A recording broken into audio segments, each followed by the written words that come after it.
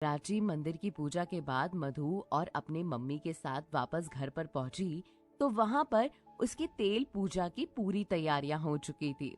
घर पहुंचते ही यहाँ वहां नजरें दौड़ाकर धीरे से मधु के कानों में बोली, अरे मम्मी तो हमारे साथ गई थी, फिर घर पर पूजा की तैयारी किसने की?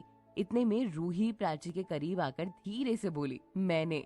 रूही को देखकर प्राची ने मुस्कुराते हुए कहा, वाह, बहुत समझदार हो गई हो तुम, बिना कहे ही इतना सारा काम कर लेती हो। तुम्हें किसने बोला ये सारा काम करने के लिए? रेशमा आंटी ने, मतलब युग की मम्मी ने। हाँ बाबा, मुझे उन्होंने कहा था कि तुम लोगों को आने में लेट हो जाएगा, इसीलिए मैं सारी तैयारियां कर लूं ताकि तुम लोग आ जाओ तो पूजा शुरू कर सके।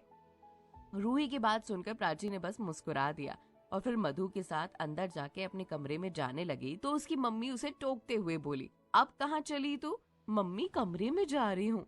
कमरे में नहीं जाना है, मंदिर से लौटने के बाद इन्हीं कपड़ों में तेरा स्नान और तेल होगा। मम्मी की बात सुनकर प्राची अपने सर पर हाथ रखते हुए बोली, हे भगवान, क्या आफत है।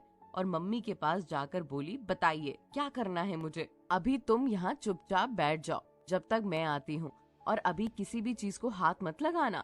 ठीक है, प्राची ने अनोखे अंदाज में जवाब दिया और चुपचाप वहीं सोफे पर बैठ गई। उसकी मम्मी उसे समझाकर मिसेस रेशमा के पास गई और उनसे बोला, आपने तो सारी तैयारियां करवा दी है ना?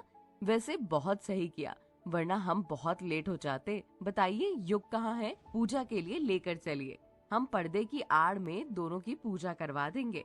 हाँ, वो भी अपने कमरे में है, स्मिता से कहकर उसे बुलवाती हूँ और फिर साथ लेकर आती हूँ।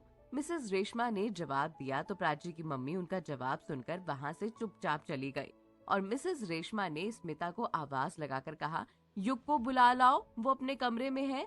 स्मिता मिसेस रेशमा की बात सुनकर होले होले धीरे कदमों से युग के कमरे में गई तो देखा युग अनमने मन से विंडो के पास खड़ा खड़ा कुछ सोच रहा था। युग को ऐसे परेशान देखकर स्मिता को थोड़ा अजीब लगा। स्मिता को तो लग रहा था कि वो खुशी खुशी के मारे उछल कूद रहा होगा, क्योंकि आज उसकी शादी है और उसके लिए उसकी जिंदगी का सबसे खूबसूरत दिन। वो कब से प्राची से शादी करना चाह रहा था और आज फाइनली प्राची उसकी होने वाली थी, तो इस हिसाब से तो युग को खुश होना चाहिए था। पर युग की उदासी स्मिता को बड़ा बेचैन कर रही थी। वो उसके करीब जाकर उसके कंधे पर हाथ रखकर बोली, देवर जी, क्या बात है, बड़ा परेशान दिख रहे हैं आप। स्मिता की बात सुनकर युग ने खुद को संभालते हुए कहा, नहीं भाभी, कुछ भी तो नहीं, बस मैं तो कुछ ऐसे ही सोच रहा था। क्या सोच रहे थे, हमें भी तो बताए। कुछ नहीं, बस यूं ही। देवर जी झूठ मत बोलिए, कुछ तो बात है जो आपको परेशान कर रही है, वरना आपको तो आज खुश होना चाहिए था।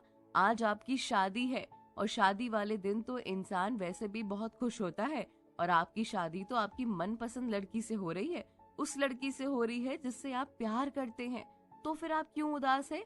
आपका तो सपना पूरा होने वाला है ना? पता नहीं भाभी क्यों, पर मन बहुत घबरा रहा है। ऐसा लग रहा है जैसे मैं कोई बहुत बड़ा अन्याय करने जा रहा हूँ। कुछ तो है जो मुझे अंदर ही अंदर खाए जा रहा है। एक अजीब सी बेचैनी हो रही है, जैसे कुछ गलत कर रहा हूँ मैं। गलत तो नहीं कर रहा ना मैं भाभी? मानता हूँ कि प्राची अमन से प्यार करती है, पर अमन नहीं समझता है, तभी तो मैं उससे शादी कर रहा हूँ। मैंने तो उन दोनों को अलग नहीं किया ना भाभी, फिर क्यों मुझे बेचैनी खाए जा रही है? देवर जी, आप कुछ ज्यादा ही सोच रहे हो, टेंशन मत लीजिए, इन सब में आपकी कोई गलती नहीं है। आप जो कर रहे हैं बहुत सही कर रहे हैं। किसी इंसान को सहारा देकर उसे अपनी जिंदगी में अपना लेना, ये तो बहुत महान काम है, और आप यही महान काम कर रहे हैं। फिर क्यों आपको इस बात का गिला शिकवा हो रहा है? यही तो समझ नहीं आता, किस बात का गिला है।